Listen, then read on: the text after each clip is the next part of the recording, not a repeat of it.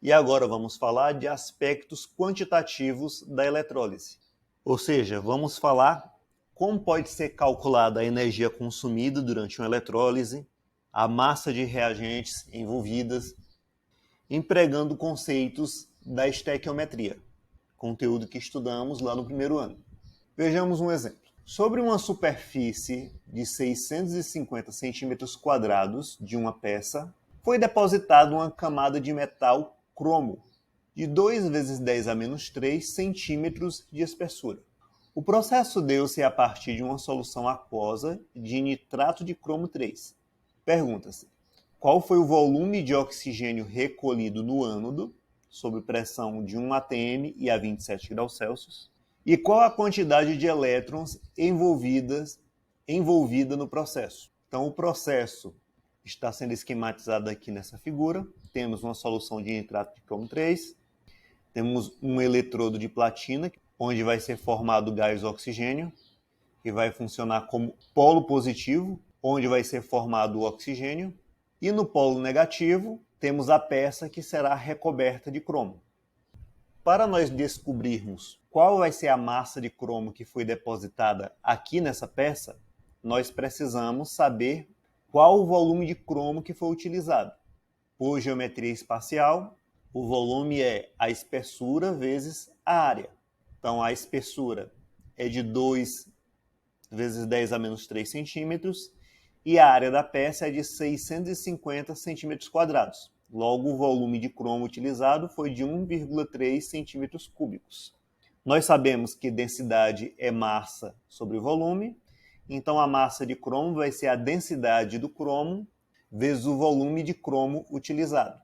A densidade do cromo é de 7,2 gramas por centímetro cúbico, o volume nós acabamos de calcular. Então a massa de cromo depositada foi de 9,36 gramas. A partir desta informação, nós podemos calcular qual vai ser o volume de oxigênio que foi recolhido no polo positivo da célula. Então, no cátodo, nós temos a redução do cromo. O cromo recebe 3 elétrons para se transformar em cromo metálico. E no ânodo, nós temos a oxidação da água, a qual leva como produtos a formação de H+, e oxigênio, ao tempo que libera 4 elétrons. Somando as duas semi-reações, nós obtemos essa reação global. Então, pela equação global, a cada 4 mols de cromo que é depositado no cátodo, formam-se 3 mols de oxigênio no ânodo. Como a massa molar do cromo é de 52 gramas por mol, então temos que a quantidade de mols formada de cromo foi o seguinte: 52 gramas está para 1 mol de cromo, então 9,36 gramas, que foi a massa que foi depositada, está para 0,18 mols de cromo. Pela estequiometria da reação, se a cada 3 mols de oxigênio formam-se 4 mols de cromo, então, se foram formados 0,18 mols de cromo, foram formados 0,14 mols de oxigênio. Conforme os dados do enunciado, a pressão em que a célula se encontrava era de 1 atm e a temperatura de 300 Kelvin. Para essa quantidade de mols de oxigênio, considerando que o oxigênio é um gás ideal, nós podemos empregar a equação geral dos gases, substituir os dados e encontramos que o volume liberado foi de 3,4 litros de oxigênio. E qual a quantidade de elétrons envolvidos no processo? Cada íon de cromo recebe 3 elétrons. Como nós temos 0,18 mols de cromo, então foram envolvidos 0,54 mols de elétrons. Então, conhecendo o número de elétrons envolvidos em uma reação química, em um processo de eletrólise, nós podemos calcular qual a carga elétrica envolvida no processo. Nós sabemos que a carga elementar de um elétron é de 1,6 vezes 10 a menos 19 coulomb. Porém, em um processo eletrolítico estão envolvidos vários elétrons. Então, o mais conveniente é trabalharmos com mol de elétrons. Como um mol de elétrons contém 6 vezes 10 elevado a 23 elétrons, nós podemos ter qual é a carga de 1 mol de elétrons. É só multiplicar 1,6 vezes 10 a menos 19 coulomb por 6 vezes 10 elevado a 23, que é o número de Avogadro. E como resultado, nós vamos obter 9,65 vezes 10 elevado a 4.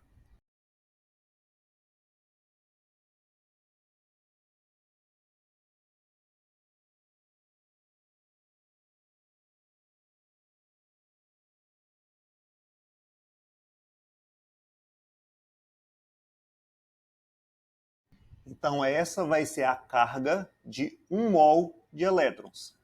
Esse valor é conhecido como constante de Faraday. E ela permite relacionar a massa de um metal durante um processo de eletrólise com a massa molar e a quantidade de carga envolvida no processo. Uma grandeza que caracteriza os circuitos elétricos é a quantidade de elétrons ou de cargas elétricas que atravessa uma seção transversal, ou seja, uma determinada área do fio condutor. Essa quantidade de elétrons que atravessam uma determinada área ao longo de um tempo é chamado de corrente elétrica, cuja unidade no sistema internacional é o ampere. Portanto, o ampere é a carga, que é medida em coulomb, a cada segundos, que é a unidade de tempo. Quanto maior a quantidade de elétrons que atravessa a seção transversal por unidade de tempo, maior será a intensidade da corrente elétrica. Então, multiplicando a intensidade da corrente elétrica pelo tempo, nós podemos calcular qual a quantidade de carga que atravessou o circuito. Vejamos um exemplo. Para a eletrólise de uma solução aquosa de sulfato de níquel 2, foi aplicada uma corrente elétrica de 0,05 ampere durante 193 segundos. Qual foi a massa de níquel depositada no cátodo? A reação de redução do níquel é a seguinte.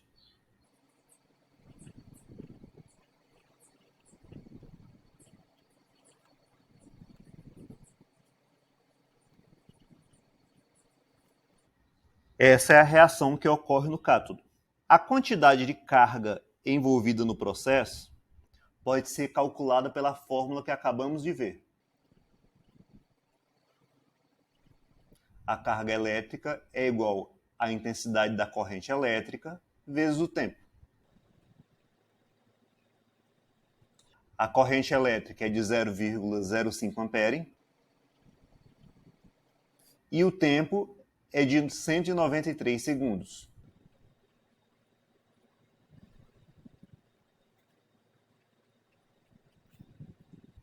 Logo, essa carga vai ser de 9,65 coulomb.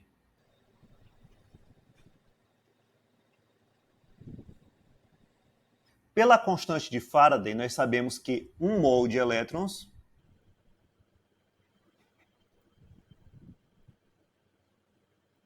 tem uma carga de 96.500 coulomb.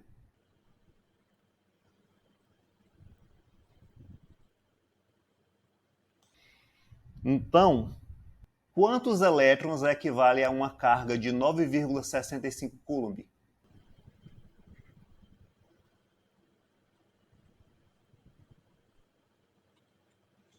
Resolvendo a regrinha de 3, nós encontramos que esse número de elétrons é de 1 vezes 10 a menos 4 mol.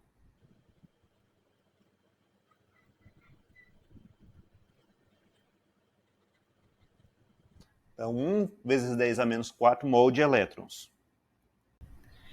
Para cada mol de níquel depositado, são necessários 2 elétrons para que ocorra a redução. Então, fazendo outra regrinha de 3. São são 2 mols de elétrons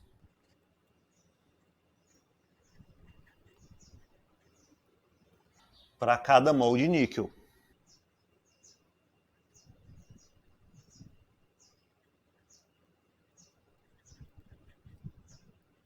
E se nós tivermos 1 vezes 10 a menos 4 mol de elétrons, que foi o que nós calculamos aqui?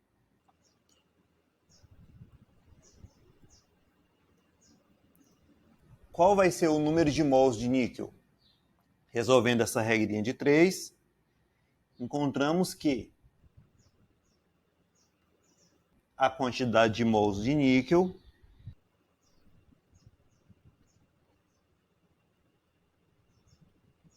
vai ser de 0,5 vezes 10 a menos 4 mol. Como a massa molar do níquel é de 58,7 gramas por mol, então a massa de níquel será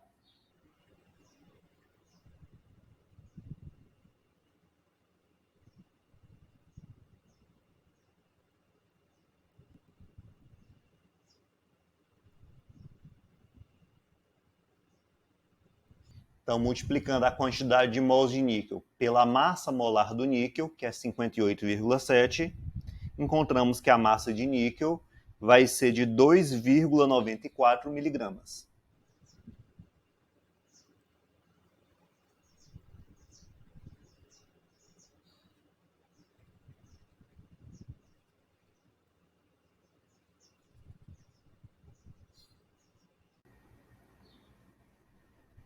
Então é isso aí, galera. Essa foi nossa aulinha sobre eletrólise.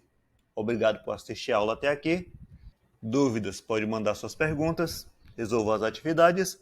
Valeu, falou e até a próxima. Tchau!